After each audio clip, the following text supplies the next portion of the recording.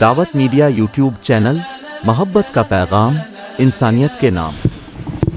الحمد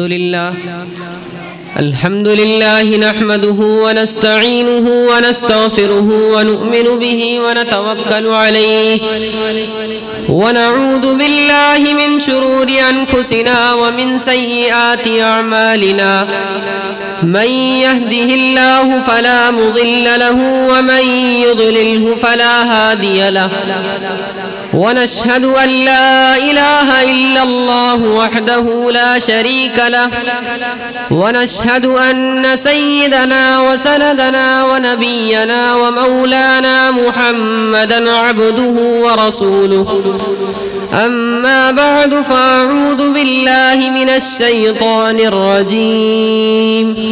بسم الله الرحمن الرحيم ما كان محمد أبا أحد من رجالكم ولكن رسول الله وخاتم النبيين وقال في موضع آخر اليوم أكملت لكم دينكم وأتممت عليكم نعمتي وقال النبي صلى الله عليه وسلم أنا خاتم النبيين لا نبي بعدي أو كما قال عليه الصلاة والسلام۔ کتاب فطرت کے سرورق پر جو نام احمد رقم نہ ہوتا تو یہ نقش ہستی ابھر نہ سکتا، وجود لوح و قلم نہ ہوتا، یہ محفل کون و مکان نہ ہوتی جو وہ امام رسول نہ ہوتا، زمین نہ ہوتی، فلک نہ ہوتا، عرب نہ ہوتا، عجم نہ ہوتا۔ حضرات معزز سامعین اکرام، اللہ رب العزت کا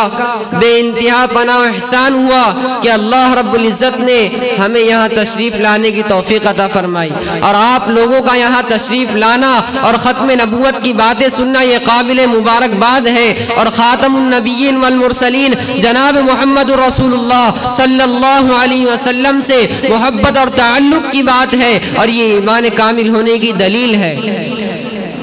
آپ حضرات اس بات سے بخوبی واقف ہے کہ اللہ رب العزت نے دنیا میں انسانوں کو بھیجا ہے، اور انسانوں کو بھیج کر یوں ہی نہیں چھوڑ دیا بلکہ انسانوں کی رشد و ہدایت کے لیے کم و بیش 1.25 لاکھ انبیاء اکرام علیہ السلام کا نزول فرمایا، اور اس سلسلے کو اللہ رب العزت نے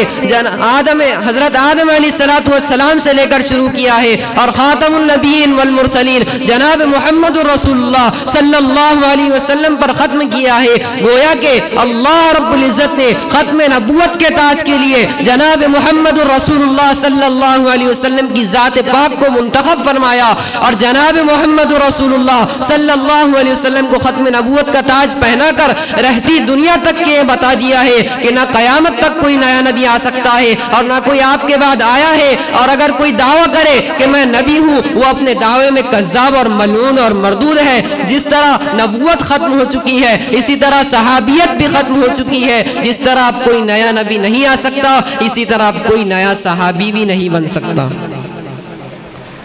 آپ حضرات کو یہ بات معلوم ہونا چاہیے کہ جس طرح لا الہ الا اللہ اور محمد رسول اللہ کہنے سے آدمی مومن اور مسلمان کہلاتا ہے کہ نہیں ہے کوئی معبود سوائے اللہ رب العزت کے، اور جناب محمد رسول اللہ صلی اللہ علیہ وسلم اللہ رب العزت کے بندے اور اس کے رسول ہیں، جس طرح ہم اللہ رب العزت کو خدا اور جناب محمد رسول اللہ کو نبی مانتے ہیں۔ اگر کوئی شخص جناب محمد رسول اللہ صلی اللہ علیہ وسلم کو نبی تو مانے لیکن آخری نبی نہ مانے، ہم ڈنکے کی چوٹ پر یہ کہہ سکتے ہیں کہ وہ اپنے کامل ایمان کی دلیل نہیں ہو سکتی، اور وہ اپنے ایمان میں محمل اور اپنے ایمان میں کمزور ہے۔ لہذا گزشتہ دور میں اللہ رب العزت نے ایک ہی وقت میں کئی نبیوں کا نزول فرمایا۔ مثال کے طور پر حضرت موسیٰ علیہ السلام بھی نبی ہوا کرتے تھے، حضرت ہارون بھی ہوتے تھے، ابراہیم بھی ہوتے تھے، اسماعیل بھی ہوتے تھے، زکریا بھی ہوتے تھے، یحییٰ بھی ہوتے تھے، یوسف بھی ہوتے تھے، یعقوب بھی ہوتے تھے علیہ السلام۔ اور یہ ایک ہی وقت میں کئی نبی ہونے کی وجہ صرف 4 تھی، جو اہم 4 وجہ میں آپ حضرات کے سامنے بیان کرتا چلوں۔ نمبر 1، کسی نبی کے ذریعے وہ پیغام نہ پہنچا ہو اور اس کی تکمیل کے لیے دوسرے نبی کی ضرورت پڑ رہی ہو۔ نمبر 2، کسی نبی کی تعلیم کو بھلا دیا گیا ہو یا اس میں ایسا تغیر پیدا کر دیا گیا ہو کہ اس کا اصل کا پتہ لگانا اب ممکن نہ رہا ہو۔ نمبر 3، کسی نبی کے ذریعے دعوت مکمل نہ پہنچ رہی ہو اور اس نبی کے لیے دوسرے نبی کی ضرورت پڑ رہی ہو۔ اور نمبر 4، کسی نبی کی مدد کے لیے دوسرے نبی کی ضرورت ہو۔ تو یہ 4 اہم وجہ تھی جس کی وجہ سے اللہ رب العزت نے ایک ہی وقت میں کئی نبیوں کا نزول فرمایا ہے۔ لیکن جب باری آئی خاتم النبیین والمرسلین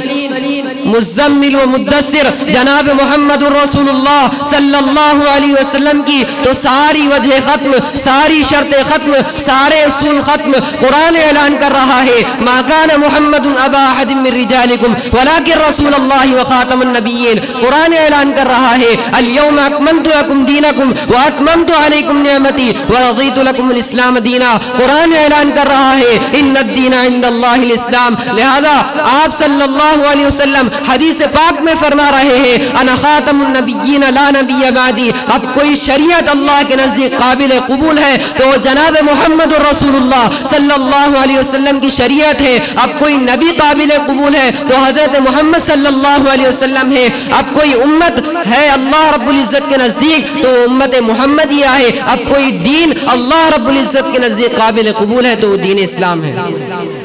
آپ حضرات کے ذہن میں یہ بات آ رہی ہوں گی، یہ اشکال آ رہا ہوگا کہ اتنی سخت وعیدیں اور اتنی سخت احادیث میں وعیدیں اور قرآن میں وعیدیں آنے کے باوجود کون ایسا شخص ملعون ہوگا، کون مردود ہوگا، کون جہنم کا خواہش مند ہوگا جو ان سب کے باوجود نبوت کا دعویٰ کرے؟ جی ہاں، آپ کو ایسے کئی مل جائیں گے۔ جناب محمد رسول اللہ صلی اللہ علیہ وسلم کے دور میں مسلمہ کذاب اور اسود عنسی جیسے ملعون اور کذاب گزر چکے ہیں، اور گزشتہ اور قریب وقت میں ہمارے ہندوستان میں جسے ہندوستان کا فرعون کہا گیا ہے مرزا غلام قادیانی، اسی کے نقش قدم پر، اسی کے سلسلے پر آج کے دور حاضر میں ایک فتنہ برپا ہو رہا ہے جسے ہم شکیل بن حنیف کے نام سے کہلاتے ہیں۔ اور یہ شکیل بن حنیف عثمان پور دربھنگا ضلع بہار میں پیدا ہوا ہے اور یہ ابھی قریب میں اورنگ آباد کے علاقے میں آ کر بس گیا ہے، اور